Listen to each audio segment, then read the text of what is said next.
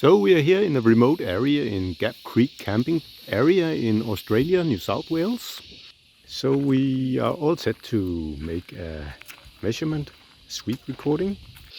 So there's no electricity out here, but we luckily have the Omni, so we'll try. And here we have the Omni, it's on, it's connected, that's very nice.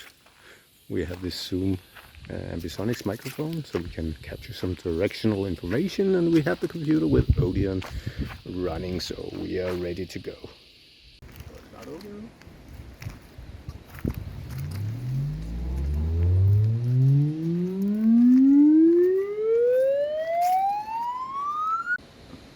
Here we have the decay curve, there's numbers on all of the frequencies.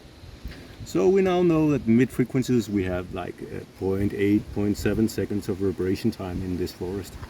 And maybe that's just to say that reverberation time doesn't say everything about acoustics. We also have parameters like clarity and speech intelligibility. And that could also be quite important. So we can see that clarity is quite high here. So that's significant things in an outdoor environment, even though there's reverberation time.